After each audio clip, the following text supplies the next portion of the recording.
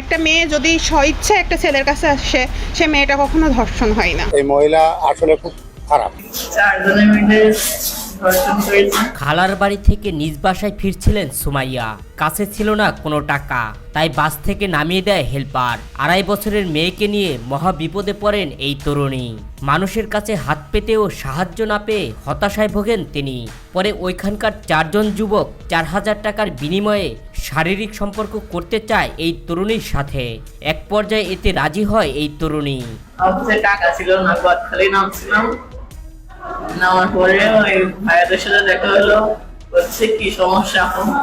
আমি বলেছি সব যে আমার কাছে টাকা নেই, বাসায় যাচ্ছি। ভাইয়ারা বললো যে টাকা পয়সা যা লাগে আমরা দেবো, আমাদের সাথে যাওয়া লাগবে, ঘুরতে যাওয়া। আমি বলছি হ্যাঁ চলেন। একজন নিয়ে গেছিল আরাফাত, নিয়ে যাওয়ার পরে আরো 3 জন আসলো। এই সময় 4 জন মিলে এই তরুণীকে নিয়ে যায় পাশের একটি লিচু বাগানে। সেখানে পালাক্রমে শারীরিক সম্পর্ক স্থাপন করে তার সাথে। পরে 4,000 টাকার পরিবর্তে 500 টাকা দিতে চাইলে অসম্মতি জানায় এই তরুণী। এ সময় টাকা না পেয়ে 999-এ ফোন দিয়ে পুলিশের সহায়তা নেয় সুমাইয়া। ওরা বলছিল আমাদের সাথে টাকা লাগবে, 4,000 টাকা দেবো। পরে কি আপনি ওদের সাথে গেছিলেন? হ্যাঁ গেছিলাম। কোথায় গেছিলেন? ওদের সাথে কোথায় গেছিলেন? গদখালি লিচু বাগান। দেখি 4 জনে আপনার সাথে গেছেন? হ্যাঁ টাকা দিচ্ছিল, 500 টাকা দিয়ে বলছে চলে যাও। তাই আমি 500 টাকা নিইনি।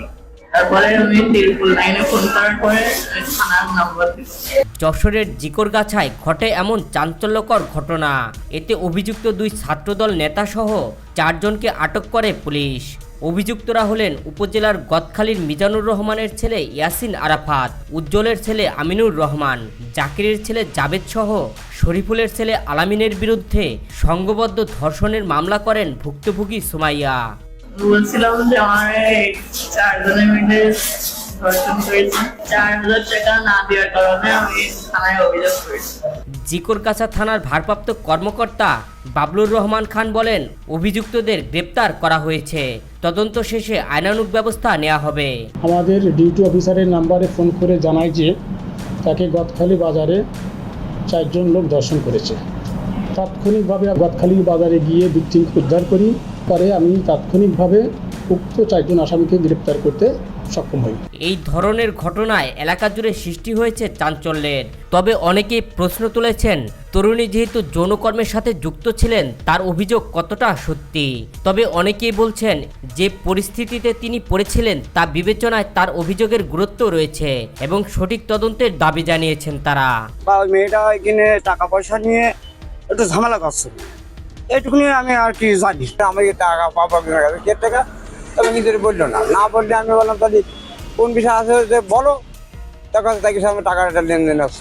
দ্রুত তদন্ত শেষে আইনগত ব্যবস্থা নেওয়ার দাবি স্থানীয়দের। কালকে যে ঘটনাটা ঘটেছে, এই মহিলা আসলে খুব খারাপ। তা না হলে বাজার থেকে একটা মেয়ে তুলে নিয়ে যাওয়ার ক্ষমতা আছে কারো?